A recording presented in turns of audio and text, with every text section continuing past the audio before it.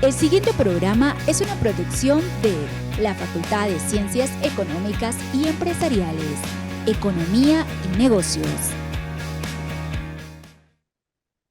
Le damos una cordial bienvenida al programa de Economía y Negocios, donde el propósito de este programa es abordar temas relacionados con la economía, con las finanzas. De igual manera, ofrecemos tendencia en los negocios. Agradecemos al Canal 11, Televisión Universitaria, y sobre todo a la Facultad de Ciencias Económicas y Empresariales por apoyar y difundir este programa. En la sesión del día de hoy estaremos hablando sobre la perspectiva en los mercados financieros internacionales. En tal sentido, los invitamos cordialmente a que nos puedan acompañar en nuestra sesión del día de hoy y vamos a nuestros primeros anuncios institucionales.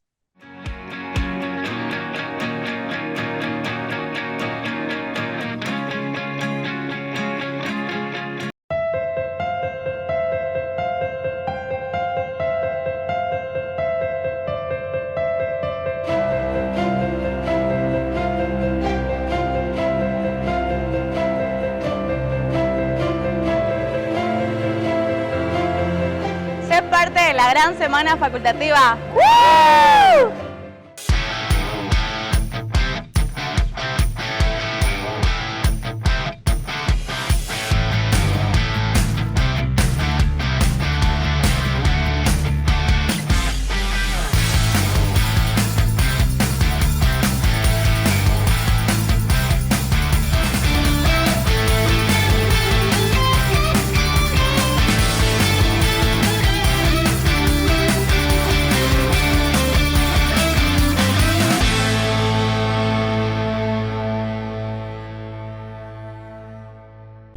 Somos la primera facultad que cuenta con un servicio de limpieza exclusivo que se encarga día a día de embellecer nuestra facultad para recibir a los más de 14.000 estudiantes.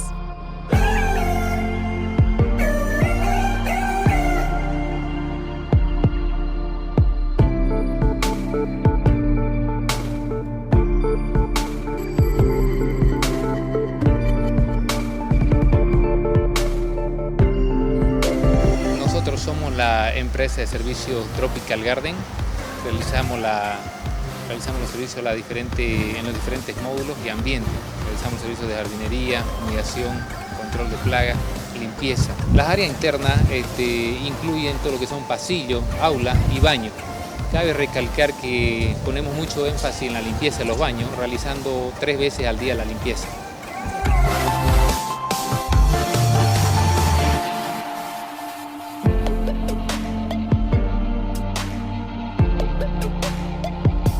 Sí, esta es la primera facultad que ha terciarizado el servicio y se pueden ver los resultados, ¿no? Porque en poco tiempo ya se puede apreciar en los jardines, la limpieza, en los interiores, exteriores. Todo el personal de Tropical Garden trabaja día a día para dejar una facultad limpia. Alrededor de 22 personas se encargan de limpiar cada rincón de nuestra facultad. Ayúdanos a mantenerla limpia.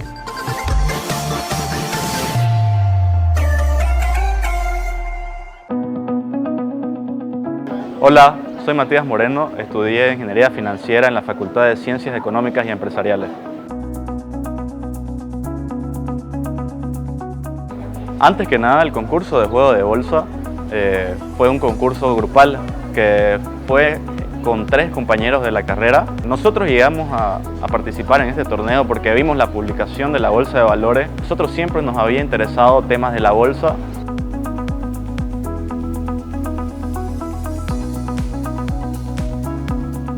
La materia que comprime todo lo que uno necesita saber es modelación financiera, porque dentro de esta modelación uno tiene que tener conocimiento de los índices financieros, de ingeniería económica y ingeniería financiera y todo lo necesario para evaluar una empresa. Y una vez sabes eso, ya podés proyectar los resultados a futuro.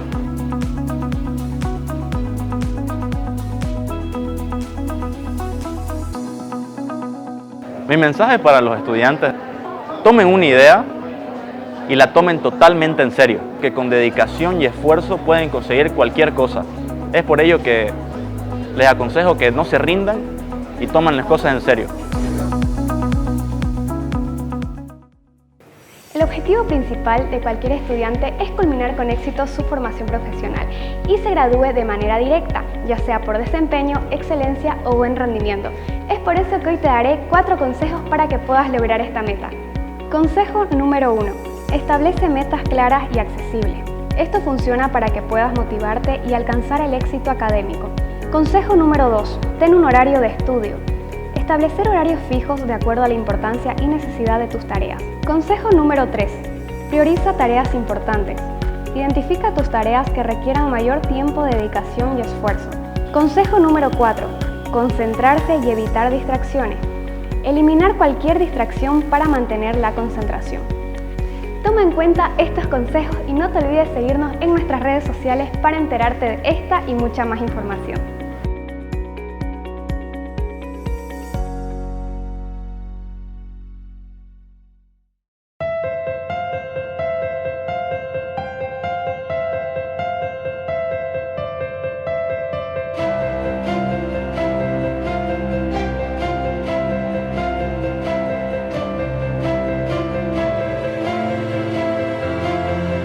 Sé parte de la gran semana facultativa.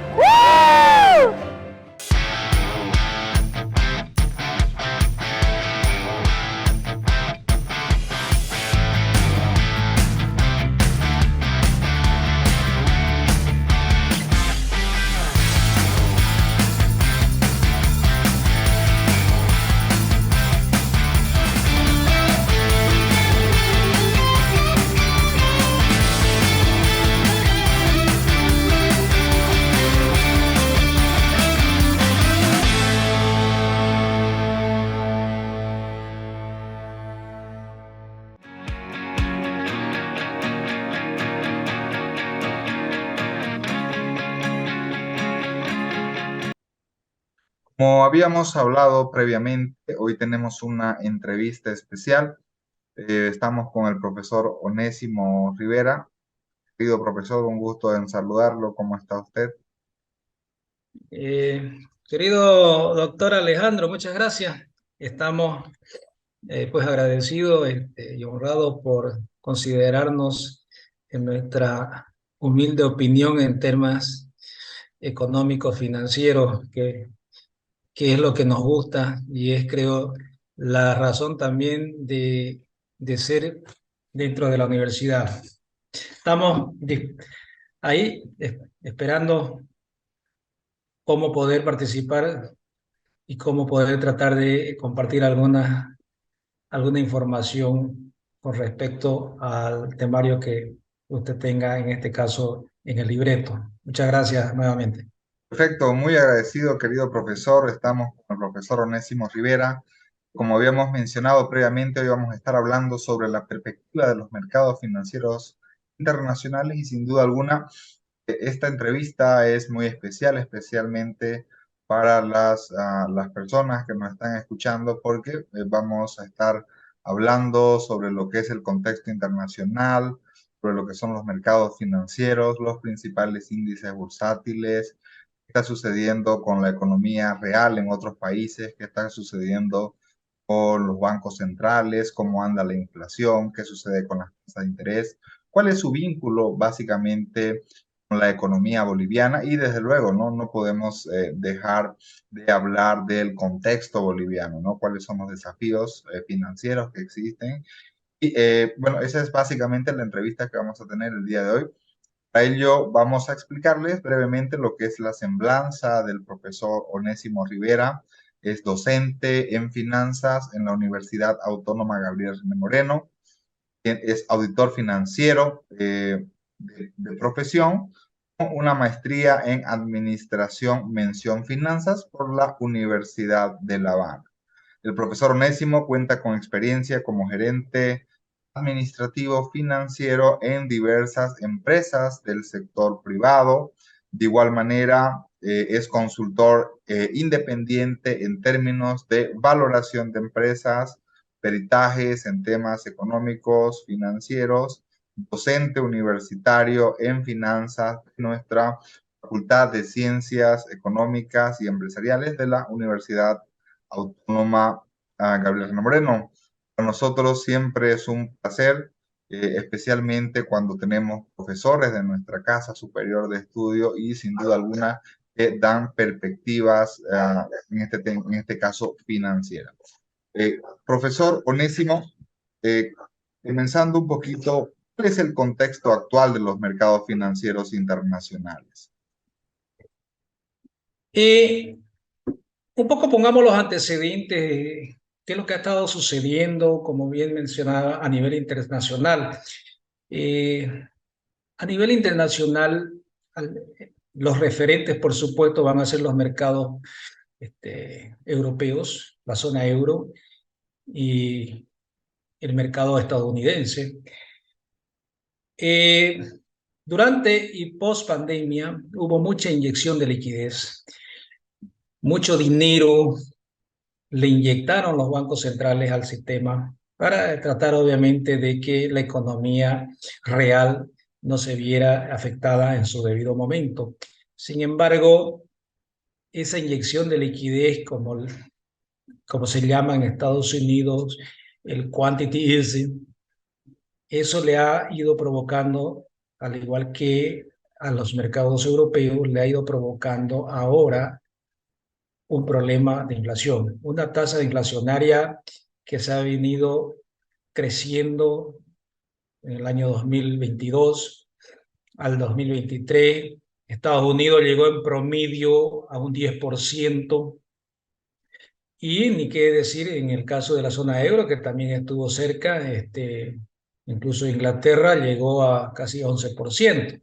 Entonces, la preocupación de las autoridades monetarias, en este caso la Fed por un lado y el Banco Central Europeo, es justamente de reducir esa masa monetaria, actuando con una política monetaria ya restrictiva. ¿Cómo lo han ido haciendo? Lo han ido haciendo con política monetaria convencional. Y la política monetaria utilizada por ambos lados, tanto por la Fed, en este caso de los Estados Unidos, como por el Banco Central Europeo, ha sido la subida de los tipos de interés, ¿no? Estados Unidos seis veces ha subido su tipo de interés. Hoy por hoy está la tasa de 4.70%. Y si es tasa interbancaria, pues llega a cerca del 5.20 más o menos, 5.27 era la última cifra que se tenía. Entonces, fíjese que de haber estado en tipos de interés de 0%, subir a estas tasas ya se vuelve un problema, además, para las economías, en este caso, de un fantasma que se viene avecinando desde hace rato, que es la probable recesión que pueda estar sufriendo la economía real. Eso en el contexto global, digamos, ¿no? No es una tarea fácil y no le ha sido una tarea fácil hasta ahora, ni a la Reserva Federal, ni al Banco Central Europeo, el disminuir justamente esa tasa de inflación. Si bien la tasa de inflación general, digamos, o la convencional, como se conoce, ha remitido, pero la tasa de inflación subyacente, que es la que justamente, ¿no? Donde está, digamos, la parte de lo que es energía, alimentos no elaborados, que son, si quieren, los más volátiles también en el mercado y lo que hace mucha presión, eso ha sido un problema, ¿no? Yo le voy a, si me permite, voy a compartir más o menos los datos, cómo andamos en este caso, en las cifras. Denme un minuto, por favor. Adelante. ¿De cuál era? Aquí, por ejemplo, tenemos, fíjese, el IPC de Estados Unidos a marzo de 2023, 5% en este caso. Pero lo que es alimentos y bebidas no alcohólicas, 8%, fíjese, bebidas alcohólicas y tabaco, que también forma parte de esto que se llama la tasa de inflación subyacente, 5%. Si vamos por la parte de energías, estamos también rodeando, ahorita lo vemos, otros bienes aquí. Fíjese que lo que son las otras los otros rubros que en este caso no participa dentro del IPC son los de menor escala, digamos, pero los que más presión tienen hasta ahora y que no puede revertirse todavía favorablemente es justamente eso que decía, digamos, ¿no? La tasa subyacente. ¿Cuál es el problema? El problema es que todavía el mercado tiene capacidad de compra.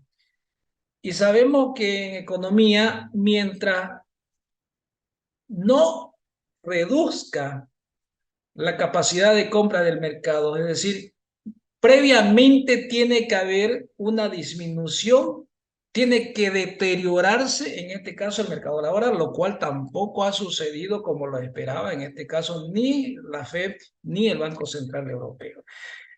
Por el lado del Banco Central Europeo, perdón, por el lado de la tasa, en este caso, digamos, de inflación de la zona euro, está rodeando cerca del 5.70% todavía. La cota objetivo era de 2%, pero muy difícil que la logre alcanzar en lo que va del año. Por lo menos eso es el consenso de la mayoría, en este caso, digamos, analistas económicos que difícilmente puede alcanzar eso. Lo mismo está sucediendo con Estados Unidos. Había una cota de llegar a un 3.5%, pero más bien el último dato reportó de que estaba en 4.60, digamos, ¿no? Fíjese lo complicado que le está haciendo, digamos, hasta ahora a ambas autoridades monetarias. Eso, por supuesto, que le está complicando mucho a la economía real y ha ido afectando bastante también, por si acaso, los mercados financieros, ¿no? Ya hemos visto 3 quiebras de bancos que estaban con unas posiciones en activos financieros de renta fija, básicamente bonos corporativos, que han terminado quebrados porque ha afectado justamente al subir las tasas de interés. Los bonos en este caso tienen un efecto contrario, ¿no? El precio cae, pues, ¿no? Y al momento de convertirlos en efectivo en el mercado bursátil, pues ha sido un problema, digamos, para estos grandes bancos.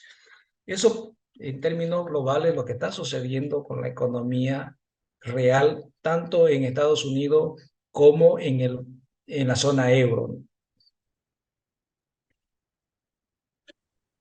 Bien, profesor, si hablamos, bueno, este antecedente del contexto internacional, ¿cuál sería, cómo podríamos interpretar en términos de incertidumbre económica, en términos de volatilidad financiera, el contexto actual? La volatilidad viene, por supuesto, siempre acompañada o es parte de la incertidumbre, digamos, ¿no? En la medida en que haya una proyección futura menos cierta, por supuesto que va a generar en muchos de los activos financieros un grado de volatilidad mayor, digamos, ¿no? Por ejemplo, los contratos a futuro del petróleo. Este tipo de activos financieros son muy volátiles, digamos, ¿no? En este caso. Las acciones, en este caso, de las compañías, lo que conocemos nosotros como renta variable, ¿no? Los activos, en este caso financieros de renta variable, también tienen una volatilidad bastante marcada en el último año. Si nosotros nos remitimos un poco a cuál ha sido el comportamiento, por ejemplo, de los principales indicadores financieros bursátiles, llámese SP500, llámese el DJIA, que es el del Dow Jones, en el lado del mercado norteamericano, o llámese el DAX, en este caso, por el lado europeo, porque Alemania además es el referente para toda Europa. Podemos verlo y tenemos, digamos, en este caso también los datos, cuál ha sido justamente su comportamiento en el último año. Estados Unidos, estos indicadores han estado con cifras negativas en promedio. El único que ha tenido un comportamiento positivo, si quiere, también desde el año 21 hasta lo que va ahora del 2023, ha sido justamente el índice bursátil alemán, que es el de 30, ¿no? Lo podemos ver, como digo, también a manera de objetiva lo podamos compartir, digamos, en este caso, esa información para ver justamente ese comportamiento. Mire, este es el índice de Standard & Poor's, el índice que reúne, agrupa 500 empresas, las más referentes, por supuesto, ¿no?, del mercado norteamericano. Y yo he tomado una fecha simplemente mensual, esto por si acaso es una métrica mensual, desde mayo 2021 hasta 2023, casi 2 años. Fíjese el comportamiento, cuál ha sido la variabilidad en este caso del índice, digamos, en términos de precio. Esto acompaña al final en un promedio de ¿cuánto? Menos 2.34. O sea, no ha sido buen negocio si quiere tener colocación en este índice. Y claro, si uno tuviera también una posición en algún ETF, es decir, en estos fondos cotizados que replican la rentabilidad del índice, llámese SPY, por ejemplo, que es uno de los índices, en este caso, de los ETF que replican, pues va a tener el mismo comportamiento, menos 2.34 al final en promedio en 2 años. Ese ha sido, digamos, su comportamiento. Y esto lo podemos acompañar, mire, con esta gráfica. Esta es una gráfica que hoy día estuve viendo, esto en análisis técnico que se llama. Este es el US 500, que es lo mismo que el Standard & Poor's. US 500 se llama cuando se cotiza en las bolsas, en este caso de Europa. Fíjese que tuvo una tendencia del 2021, mayo más o menos, hasta casi finales de 2021, su tendencia fue alcista. Pero de allá ha tenido una tendencia bajita, bajita, bajita, hasta ahora, hasta febrero, marzo más o menos. Y no tiene, digamos, un cambio, o sea, no se avisora todavía un cambio de tendencia alcista. Lo único que va sucediendo, si uno da gráficos en menor tiempo, lo único que va dándose son obviamente algunos retrocesos, digamos, correcciones, pero lo que se pudiera estar llamando como tendencias intermedias, ¿no? ¿Cómo lo ha hecho el Dow Jones, por ejemplo? El Dow Jones, el que reúne, este es el Dow Jones Industrial Average, que se llaman. Este reúne las 30 compañías más grandes también de Estados Unidos. Lo mismo, ha tenido una media de menos 1.11 igual. No le ha ido nada bien tampoco. Y lo vemos en el gráfico. El gráfico tomando de enero 2021, fíjese que tenía una tendencia alcista, pero después tuvo una tendencia bastante pronunciada a la baja. A partir de septiembre de 2022 está buscando, obviamente, volver, digamos, a las cotas que tenía por allá por el 2021. Se va viendo nuevamente una tendencia alcista, ¿no? Hay que ver cómo se va a comportar todavía en los que va del año. Y aquí vengo a refrendar lo que decía hace un momento. El DAX, en este caso, el índice, que es el D30 de Alemania, fíjense, lo ha hecho bien. 4.39 en promedio de rentabilidad tenido también en un periodo de 2 años. En el mismo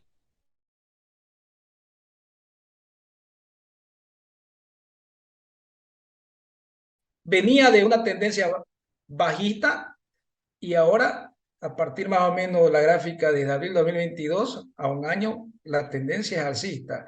Y se perfila todavía que siga mejorando, en este caso, este índice. Por lo tanto, ahí podemos sacar una primera conclusión, que le ha ido mal, si quiere, al mercado financiero bursátil estadounidense, pero mejor, en este caso, al mercado bursátil europeo. Eso como una primera conclusión, estimado profesor. Perfecto, estimado profesor. Bien, un elemento importante son el tema del comportamiento de los índices bursátiles. ¿Y qué sucede, por ejemplo? Son los termómetros, pues, ¿no? Son los termómetros finalmente termómetros de la economía, digamos, real y financiera. ¿Qué sucede, por ejemplo, con el comportamiento en los precios de las materias primas? Por ejemplo, bueno, usted ya nos estaba haciendo una introducción con el tema del petróleo, ¿no? El petróleo, ya lo dije, siempre el petróleo como commodity ha sido volátil, ¿no? El precio. ¿Cómo le ha ido en este caso? En términos globales le ha ido bien. Si vemos, aquí tenemos, por ejemplo, igual el comportamiento de lo que es el petróleo, que es el West Texas Index, que es el referente, porque el otro es el Brent, pero el que más se cotiza en los contratos a futuro generalmente es el WTI. Fíjese que en promedio le ha ido como un 21.14% de rentabilidad. Y eso también lo podemos ver en la gráfica, fíjese. Hay un crecimiento, una tendencia alcista tuvo entre 2021 hasta casi 2022. Y obviamente allá se vio afectado después cuando empezamos a hablar, digamos, de la guerra Rusia-Ucrania, se ve afectado. Hay una tendencia bajista que llegó más o menos de cota a $118, que era su precio desde el barril en este caso, pues ha llegado ahora y se está moviendo. Esta cotización fue al día de hoy, $79.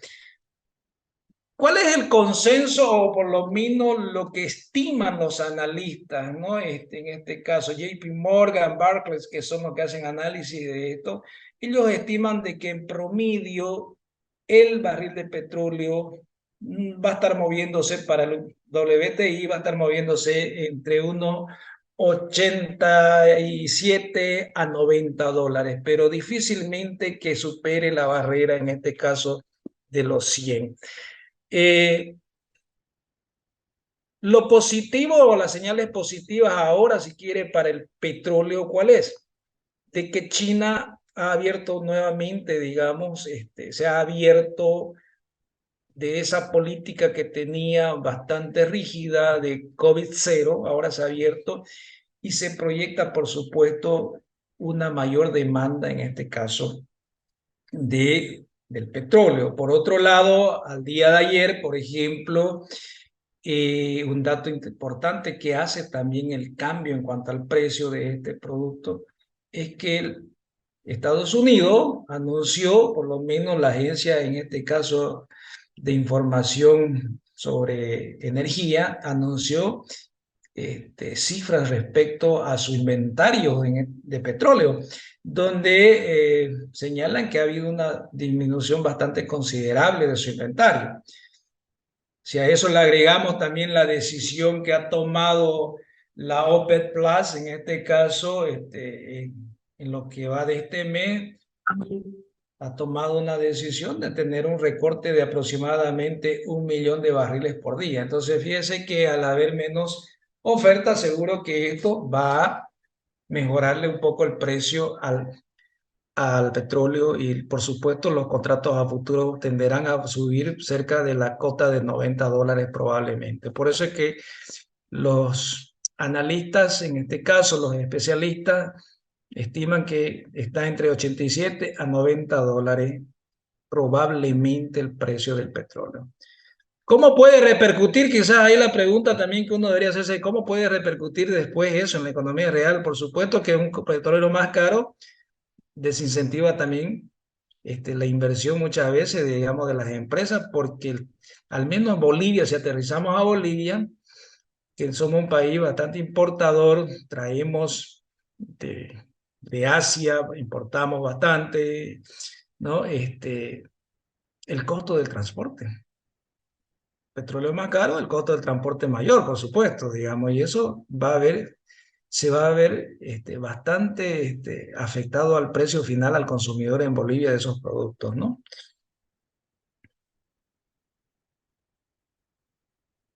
Perfecto, estimado profesor. Bueno, en este contexto de lo que estábamos hablando sobre el tema de los precios del petróleo, el comportamiento alcista, bueno, evidentemente ya en el último periodo ha tenido una baja, nos mencionaba cuáles son las proyecciones. En el tema del contexto de inflación global que aún continúa, ¿cuáles son para este año 2023, los tipos de interés? Bueno, en este contexto global, se espera aún para el 2023, por ejemplo, de lo que es la Reserva Federal en Estados Unidos, de lo que es el Banco Central Europeo, entre otros bancos centrales de importancia a nivel internacional. La última información que se tiene es que hay un consenso también de que la Fed, si llega a subir todavía su tipo de interés, porque Jerome Powell, que es, digamos, el comandante en jefe de la Fed de los Estados Unidos, ha dicho que esto todavía no ha parado, que las subidas de tipos de interés va a continuar dentro de esa política que se llama el quantity tightening, o lo que nosotros conocemos como política monetaria restrictiva. Probablemente dicen los analistas, y hay el consenso de que si llega a subir, la próxima subida será solamente de 25 puntos, ¿no? Fíjese que si hablamos de 25 y le sumamos a la tasa que actualmente ya existe de 4,70, pues vamos a llegar cerca del 5%. Eso como política monetaria, porque al subir también muchas veces este tipo de interés, la tasa interbancaria, es decir, el costo del dinero al cual se toman prestado entre los bancos, en este caso privado, seguro que también va a tener un crecimiento. Y eso no es bueno para la economía real, porque se encarece, se desincentiva, obviamente, digamos, en este caso, la inversión, ¿no? Y cualquiera que quiera salir a buscar financiación emitiendo, por decir, bonos corporativos, vamos a suponer una compañía que quiera salir directamente al mercado financiero con una emisión pública de bonos corporativos, va a tener que hacerlo con una tasa, por supuesto, mayor a la que ya tiene, en este caso, fijada, digamos, la Fed. O sea, tendría que salir a más del 5% su cupón para que se vuelva atractivo, por supuesto, a los inversores, ¿no? En esta lógica de continuar con tasas de interés, aunque sea 0,25% o que llegue incluso la tasa objetivo de Estados Unidos superior al 5%, ¿cuál es la perspectiva y cómo esto va a afectar los mercados financieros? Bueno, usted ya nos mencionó que ya hagan efecto en el tema de los precios de los bonos. ¿Cómo le va a repercutir a la economía boliviana? ¿Hay una incidencia? O como alguien por ahí dijo, somos blindados, somos una Estamos isla. blindados, ¿no? Oiga, pero a ver un poco, aunque no crea, quizá ese concepto de blindado obviamente suena, mucho sabía en su momento, pero el hecho de no ser una economía globalizada con unos mercados financieros, con mercados de capitales activos en Bolivia, de alguna manera también no le ha afectado, digamos, estas subidas de tipos de interés, por lo menos hasta ahora, porque es prácticamente, vamos a decir, nula, la cotización, la negociación de activos financieros en nuestro medio, ¿no?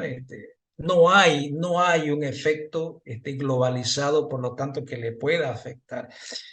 Ahora, si lo vemos desde el punto de vista de fuentes de financiación caras en el exterior, y se tenga que, la banca, por ejemplo, privada, tenga que tomar líneas de crédito también con corresponsales en el exterior, por supuesto que eso le va a afectar, porque va a tener tipos de interés más altos.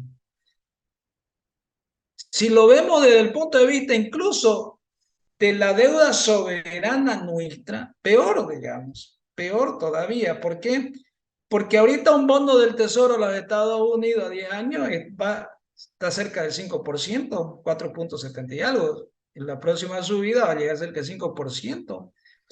Bolivia no va a poder competir, por supuesto, al margen de que ya tenemos un downgrade, en este caso por las tres grandes calificadoras de riesgo, ¿no? Entonces, eso sí es complicado. El conseguir financiación se va a volver mucho más caro. El costo del dinero va a ser más elevado, por supuesto, para nosotros. En ¿Y eso esta, sí, cómo va a afectar, por supuesto, a las inversiones locales? en esta perspectiva, profesor, de la tasa de interés con perspectiva al alza en Estados Unidos, Hay una medición, bueno, que se considera como una prima de riesgo. Ah, ¿cuál, por, por lo que hemos visto en algunas estadísticas, portales financieros, se ha subido o se ha incrementado la prima de riesgo para Bolivia? Bueno, en primer lugar, ¿cómo se puede medir? ¿Cómo podemos saberla? ¿Y cuántos puntos estamos o en qué porcentaje estamos por encima, por ejemplo, por el nivel de riesgo de Bolivia, por encima de los bonos de Estados Unidos? Y bastante interesante y oportuna además la pregunta, querido profesor. Fíjese usted de que en lo que va del trimestre, nosotros hemos tenido justamente una mala noticia de las calificadoras de riesgo. Nos han bajado la calificación. Las tres grandes, llámese Fitch Rating, llámese Moody's o llámese Standard Poor's, que han calificado a nuestra deuda, en este caso soberana, o nuestros bonos soberanos, están dentro de una categoría que se llaman inversiones ya especulativas. Eso automáticamente repercutió ¿en qué? En el precio de los bonos que ya fueron emitidos en su momento. Esos que vencen en el 2028, por ejemplo, tuvieron una caída así libre justamente por este tema. Yo, si me permite, voy a tratar de compartir justamente información respecto a lo que se llama puntos ENVI, en este caso, en un minuto. Los puntos ENVI, para entender qué son, justamente es JP Morgan, que es una reconocida, además, que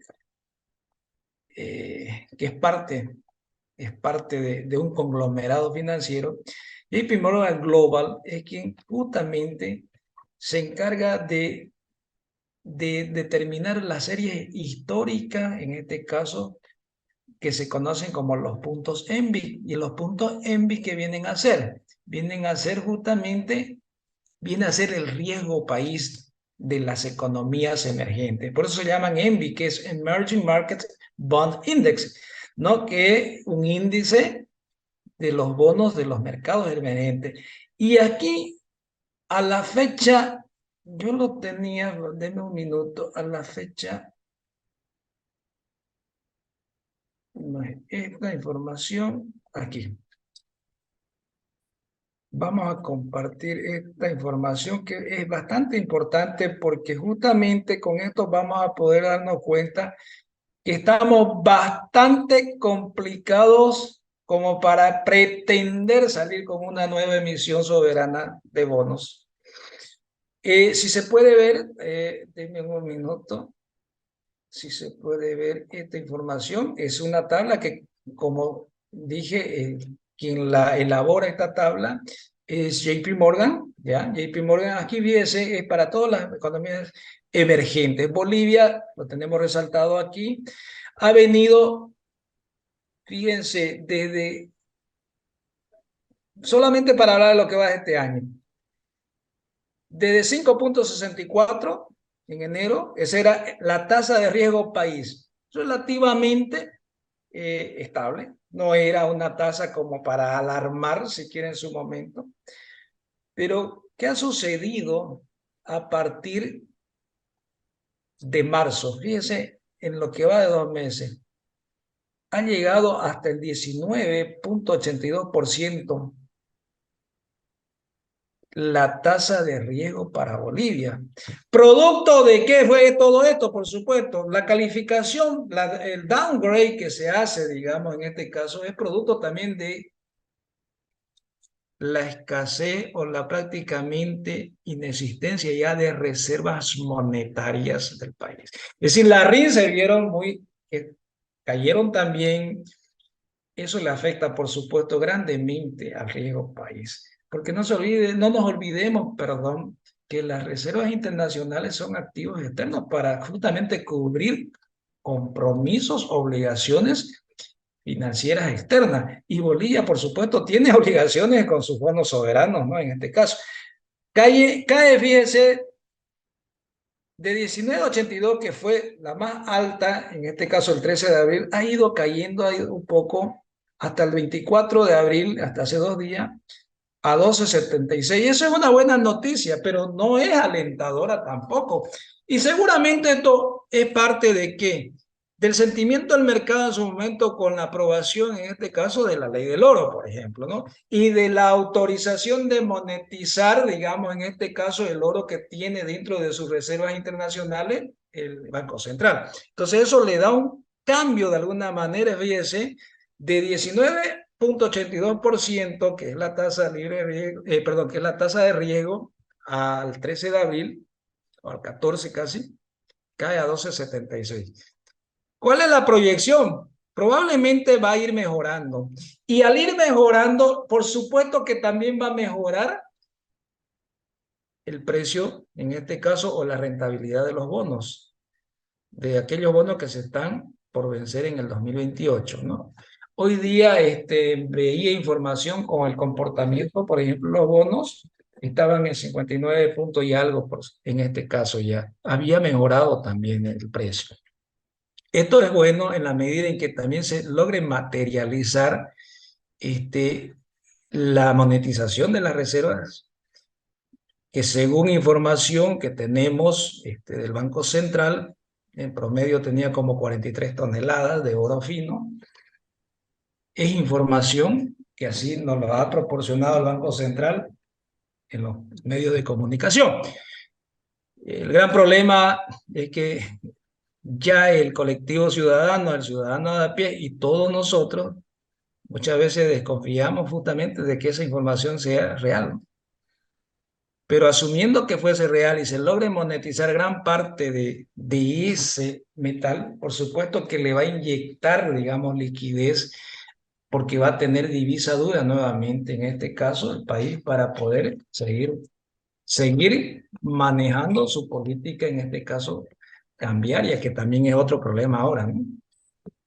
En este caso, profesor, si vemos el gráfico, si viéramos acá en Latinoamérica, las tres economías más estables con menor nivel de riesgo, en primer lugar estaría Uruguay. Uruguay, Perú, En segundo Chile, lugar estaría Chile. Chile En tercer segundo, lugar, Perú, ¿no es cierto? Perú. Y También. fíjense, cosa interesante, Alejandro, aquí. Comparativamente, desde el punto de vista político, Perú es muy similar, si quiere, ¿no? A Bolivia, de alguna manera, digamos, hasta por cultura, pero hay una gran diferencia en este caso en cuanto al manejo de la política monetaria cambiaria. El Banco Central y Reserva, que se llama el Perú, es absolutamente autónomo, independiente, se respeta a la autoridad monetaria como tal. No hay esa injerencia política como lo hay en el caso nuestro. Tener una tasa de riesgo de 2%, oiga, es un privilegio en este caso. Bueno, ni Sí, qué hablar, fíjese, de Venezuela, que estamos con 393%. sin duda alguna, profesor, el tiempo nos ha quedado bastante corto, teníamos muchísimas más preguntas. Un poco, ¿qué conclusiones generales podríamos brindar sobre esta perspectiva, este contexto internacional, sobre la situación en Bolivia, las reservas internacionales, la estabilidad cambiaria? Bueno, hay una mejora en el perfil de riesgo que se incrementó sustantivamente y sobre todo, tal vez, ¿qué recomendaciones o sugerencias podríamos realizar a los inversionistas en mercados Y financieros? yo creo, primero que si hablamos de invertir en activos financieros, por supuesto que vamos a tener que hablar de inversiones en otros mercados, porque en Bolivia pues no hay una actividad bursátil relativamente importante. Segundo, si quisiesen nuestras empresas salir como lo han estado haciendo, por ejemplo, con algunas emisiones públicas de bonos a 10 años en el mercado local, cuesta arriba se le va a hacer ahora. ¿Por qué? Porque ya hay un riesgo país que le está afectando automáticamente a cualquier salida también pública-privada. Un inversionista si queremos comparativamente hablar, ¿cuál va a tener menos riesgo? Por supuesto, una emisión pública de bonos soberanos, ¿no? Para que pueda competir un privado con una emisión de bonos corporativos tiene que estar por encima de esa tasa que le pueda dar, digamos, el bono, vamos a decir, boliviano. Y la pregunta del millón es, ¿y cuánto tendría que ser, en este caso, la tasa ahora, por ejemplo, en Bolivia? Suma de que la prima de riesgo esté en 12,76, 12% fuese, vamos a suponer que caiga, 12% prima de riesgo, más la tasa libre de riesgo de referencia para América y Estados Unidos, que está cerca del 5%, fácil tiene que 17. tener una emisión de 17%. Y una emisión de bonos corporativos no puede estar por menos, porque si no, hay que comprarle al Estado nomás, pues los bonos soberanos del Estado, si es así, ¿no ves? Entonces, no es fácil ahora. Para mí, se vuelve muy complicado el conseguir nuevas fuentes de financiación interna, digamos, ¿no? Yo creo que de lo que va de este año y el próximo año, no vamos a tener todavía condiciones como para tomar nuevos riesgos con nuevas inversiones. El empresariado privado va a tener que seguramente lidiar con los problemas del apalancamiento o apalancamientos muy caros. Amén de los problemas que vamos teniendo dentro de algunas instituciones de intermediación financiera. Ya hemos visto que una de ellas incluso ha sido intervenida ahora, digamos. Entonces, hay un gran problema en este caso, pues, ¿no? Es la incredulidad que tiene en este caso el ciudadano, la falta de confianza en su sistema, en su autoridad en este caso, ¿no? En las autoridades en este caso. Y eso es muy negativo para cualquier inversión. Es muy negativo. Tiene que haber un cambio en este caso y un cambio tiene que partir por, obviamente, las autoridades, en este caso monetarias, por las autoridades regulatorias, llámese ASFI.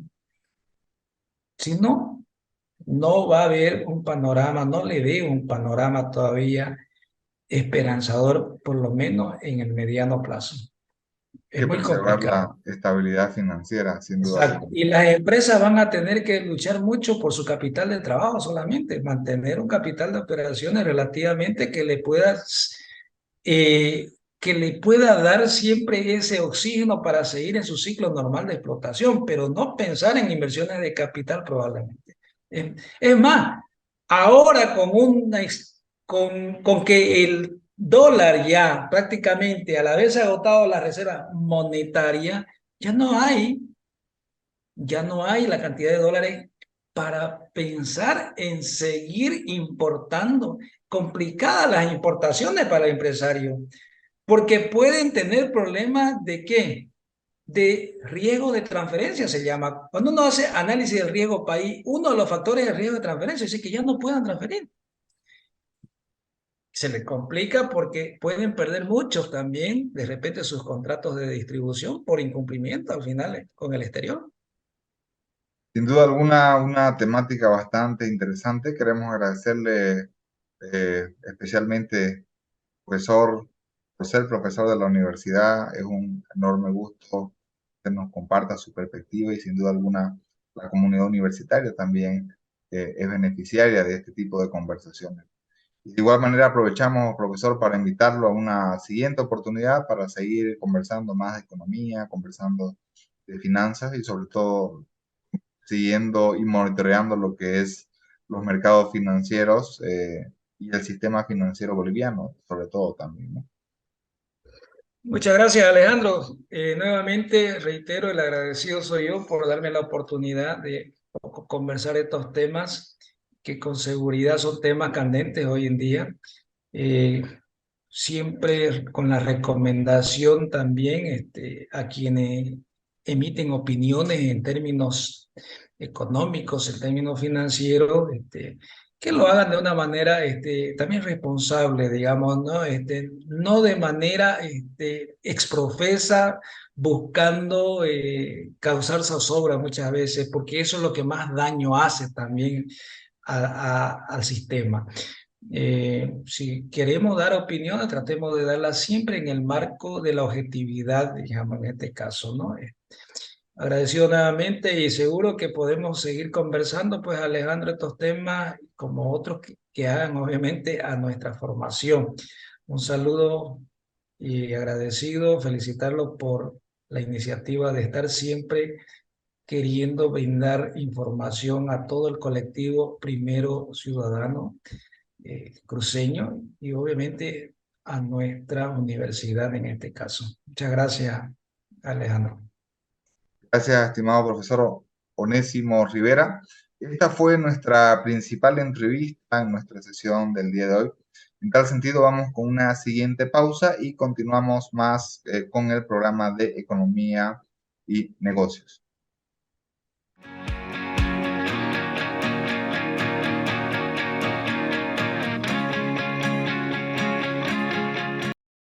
Iniciamos un nuevo año y para esta gestión tenemos programada una serie de actividades de las cuales queremos que ustedes sean parte. Es por ello que te invitamos a seguir nuestras redes oficiales. Encuéntranos en Facebook como Facultad de Ciencias Económicas y Empresariales-UAGRM. Dale me gusta y suscríbete para mantenerte informado. Entérate de todas las ofertas laborales en Facultad de Ciencias Económicas y Empresariales-UAGRM. Interactúa con nosotros en Instagram en la dirección FCEE-UAGRM. Lo último y en tendencia, descúbrelo en nuestro TikTok. Videos, tutoriales y mucho más en nuestro canal de YouTube FCEE-UAGRM. Y suscríbete para ver todos los videos que publicamos. Deseamos que en este 2023 sigamos haciendo una gestión con valor.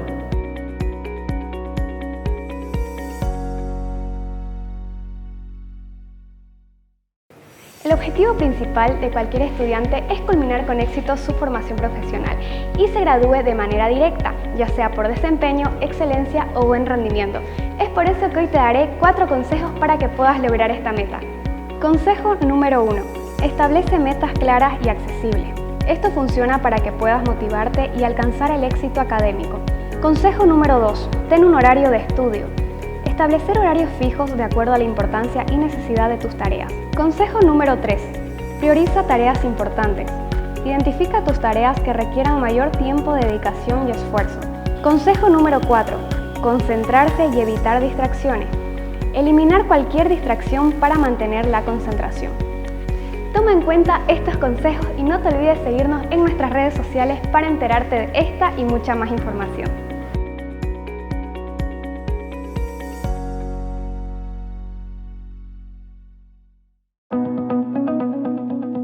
Hola, soy Matías Moreno, estudié Ingeniería Financiera en la Facultad de Ciencias Económicas y Empresariales.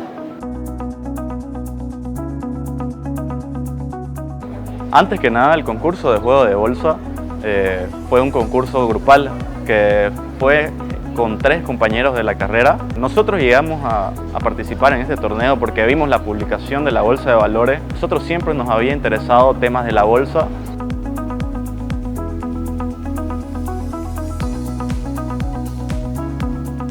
La materia que comprime todo lo que uno necesita saber es modelación financiera, porque dentro de esta modelación uno tiene que tener conocimiento de los índices financieros, de ingeniería económica y ingeniería financiera y todo lo necesario para evaluar una empresa. Y una vez sabes eso, ya podés proyectar los resultados a futuro.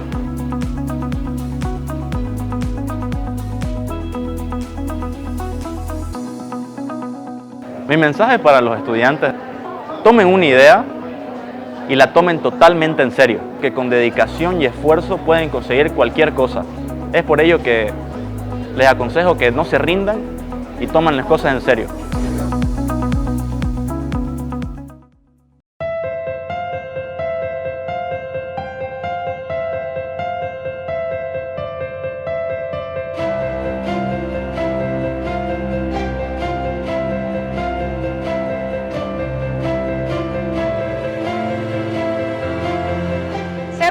de la gran semana facultativa.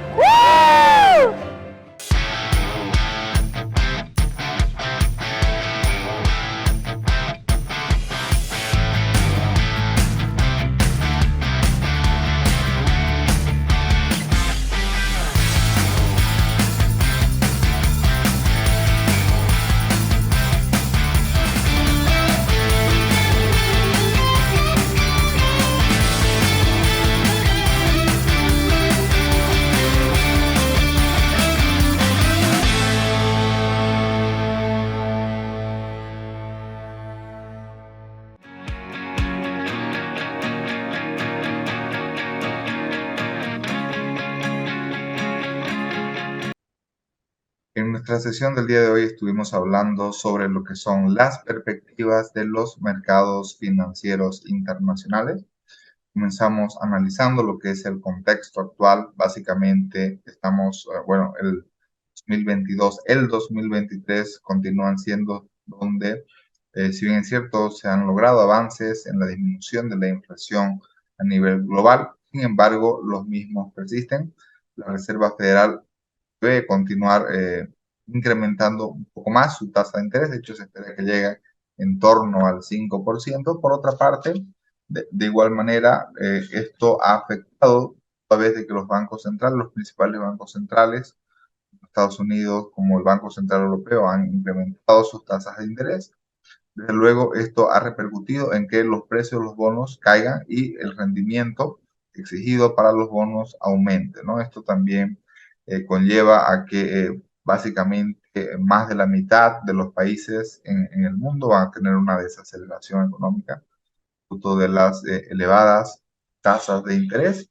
Y por otra parte, fundamentalmente, si vemos los principales índices bursátiles, en su mayoría, este año han reflejado, y bueno, en comparación con los 2 años anteriores, en promedio se han reflejado cifras negativas. Podemos mencionar, en el caso de Estados Unidos, el Standard & Poor's 500, que son las 500 empresas más grandes, han tenido en promedio cifras negativas. Igual el otro índice bursátil, el Dow Jones, también ha tenido cifras negativas. Alemania posiblemente es uno de de las pocas bolsas donde ha tenido básicamente un reporte positivo en los últimos 2 años. Ha existido volatilidad en los precios de las materias primas, bueno, el precio del petróleo. También, por otra parte, en el contexto de Bolivia, lo que son las calificadoras de riesgo internacional como Fitch Rating, Moody's, Standard & Poor's 500, básicamente continúan ajustando su perspectiva de calificación a la baja para la economía boliviana, más que todo para los bonos soberanos de Bolivia, que han tenido una perspectiva negativa en su calificación.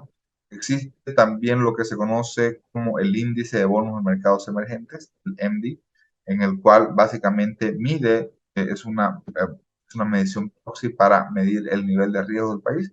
Los países que tienen menor riesgo en Latinoamérica, en primer lugar es Uruguay, en segundo lugar es Chile y en tercer lugar es Perú. Para el caso de Bolivia, básicamente, si tuviera que salir a captar dinero, si hablamos de los bonos soberanos, si el gobierno sale a emitir bonos afuera, por el nivel de riesgo que existe en el país, debería estar pagando una tasa alrededor del 17%, o dicho de otra manera, los inversionistas internacionales, al menos para prestarle a Bolivia, requerirían un rendimiento del 17%. Un invitado en una entrevista anterior nos señaló de que sería más fácil, en lugar de ir a los mercados financieros, sacar una tarjeta de crédito, ¿no? Por el nivel de riesgo y desde luego por el costo financiero. Fundamentalmente, dentro de las recomendaciones principales, siempre está la posibilidad de considerar otros mercados, considerar otras perspectivas, buscar nuevas fuentes de financiamiento. De hecho, ya el mercado interno está bastante complicado. Y estas, entre otras, fueron algunas de nuestras principales conclusiones que estuvimos analizando sobre los mercados financieros internacionales y sus perspectivas. En tal sentido, los invitamos a que nos acompañen todos los sábados a las 8 de la noche por Canal 11 Televisión Universitaria y el reprise en el mismo horario. Muchas gracias.